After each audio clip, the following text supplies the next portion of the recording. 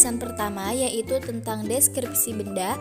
Kata benda merupakan kata yang mengacu pada suatu benda, orang maupun konsep, baik itu konkret wujudnya nampak maupun abstrak wujudnya tidak nampak.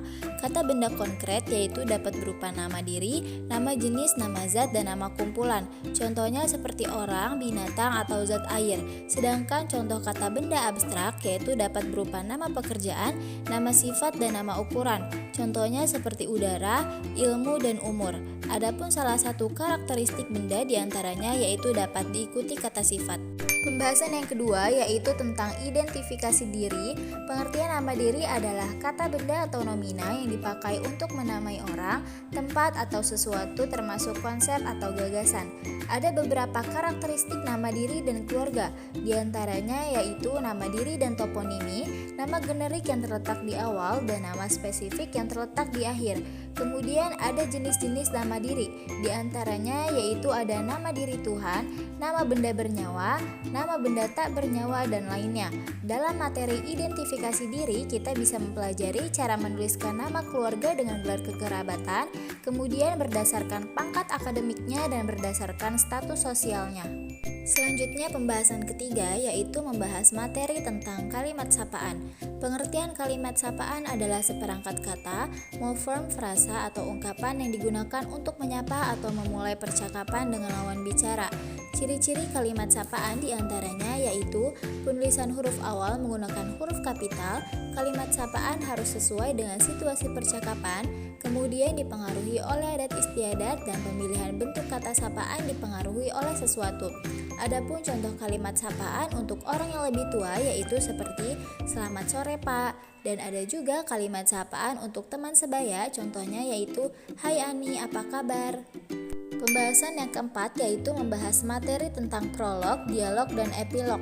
Adapun pengertian dari prolog adalah sebuah pengantar naskah yang berisi satu atau beberapa keterangan mengenai cerita yang akan disajikan.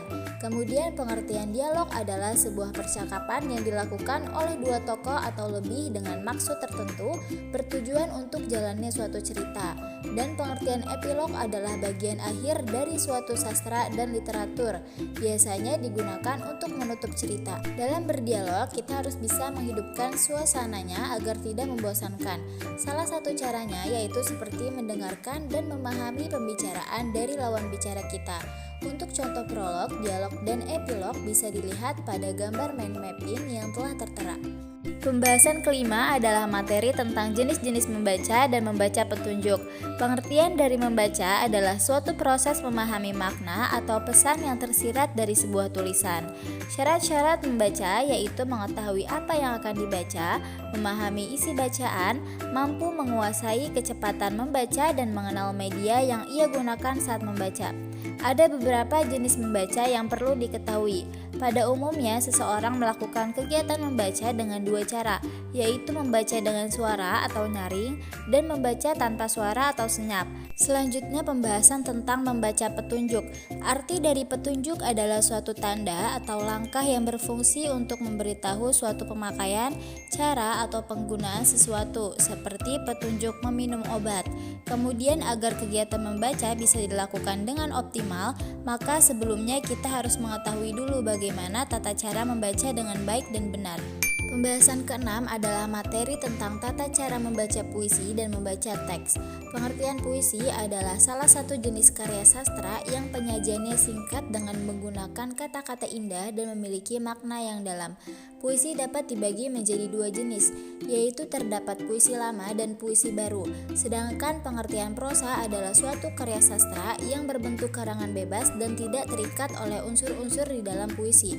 Salah satu karakteristik yang dapat membedakan antara puisi dan prosa adalah puisi terikat dengan baris, rima, dan irama, sedangkan prosa memiliki bahasa dan struktur kalimat yang biasa dan bebas.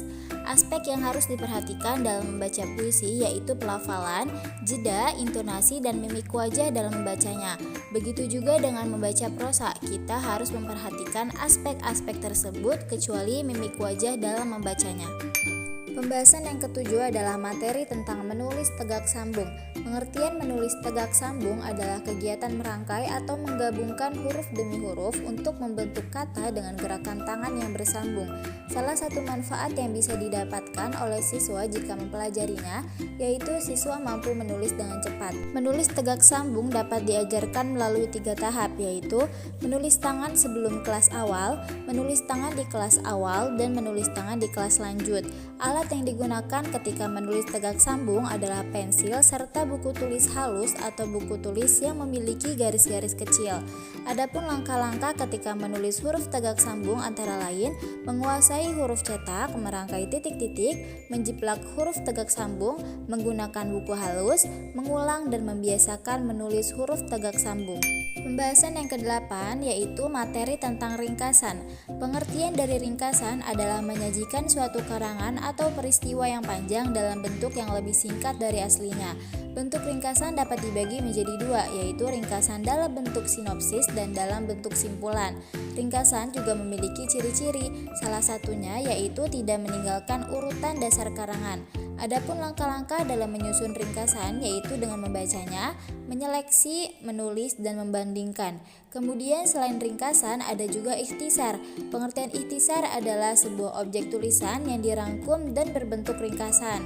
Adapun perbedaan dari ringkasan dan ikhtisar yaitu ringkasan mempertahankan susunan karangan aslinya, sedangkan ikhtisar tidak memperhatikan susunan karangan aslinya, namun seluruh gagasan dalam karangan asli dapat terwakili secara utuh. Pembahasan yang ke-9 yaitu materi tentang parafrase. Pengertian parafrase adalah penulisan kembali sebuah karya dan mengurangi tulisan tersebut tanpa merubah makna dari karya aslinya. Adapun langkah-langkah dalam membuat parafrase yaitu membaca dan memahami tulisan, mencatat dan mengembangkan kata kunci, dan menguraikannya dengan bahasa sendiri. Kemudian contoh-contoh parafrase terbagi menjadi 3, diantaranya yaitu ada memparafrasekan puisi menjadi prosa, memparafrasekan prosa menjadi puisi, dan memparafrasekan naskah drama menjadi prosa atau cerita. Untuk contohnya bisa dilihat pada mind mapping yang telah tertera. Pembahasan ke-10 adalah materi tentang surat resmi dan surat pribadi. Surat resmi adalah informasi yang ditulis oleh suatu lembaga atau instansi dengan gaya bahasa yang formal. Sedangkan surat pribadi adalah sarana komunikasi yang menyampaikan pikiran seseorang dengan menggunakan bahasa yang informal atau santai. Surat resmi terdiri dari 12 macam seperti yang telah tertera dalam mind mapping. Adapun salah satu karakteristik surat resmi yaitu harus ditulis dengan format resmi yang ditandai dengan unsur-unsur pokok seperti kepala surat, sedangkan surat pribadi tidak menggunakan kop surat atau kepala surat. Kemudian agar mampu menulisnya dengan benar, ada beberapa tata cara yang perlu diperhatikan dalam menulis surat resmi dan surat pribadi. Pembahasan ke-11 adalah materi tentang formulir dan kwitansi. Pengertian formulir adalah suatu alat yang berbentuk kertas atau elektronik berguna untuk mengumpulkan informasi secara ringkas dan padat. Sedangkan pengertian kwitansi adalah dokumen tanda bukti telah terjadinya transaksi pembayaran sejumlah uang dari orang yang memberi uang kepada si penerima uang dengan dilengkapi beberapa rincian pelengkap, yakni tujuan pembayaran, tanggal, dan tempat terjadinya transaksi pembayaran tersebut. Adapun ragam dari bentuk formulir diantaranya yaitu ada formulir pendaftaran, formulir penilaian, dan formulir transfer. Sedangkan ragam bentuk kwitansi yaitu ada kwitansi transaksi produk, kwitansi bukti pembayaran, kwitansi transfer uang, dan kwitansi cash receipt. Formulir dan kwitansi tentu saja memiliki cara pengisian yang berbeda sesuai dengan kegunaannya masing-masing, seperti yang telah tertera dalam mind mapping. Pembahasan yang ke-12 yaitu materi tentang naskah pidato. Pidato merupakan suatu aktivitas yang dilakukan dengan menyampaikan pendapat pikiran atau gagasan secara lisan pada masyarakat umum melalui serangkaian kata maupun kalimat dengan tujuan tertentu. Adapun salah satu tujuannya yaitu untuk memberi informasi. Dan langkah-langkah dalam menulis pidato ada 4, yaitu menentukan tema pidato, menentukan tujuan, poin penting, dan durasi pidato.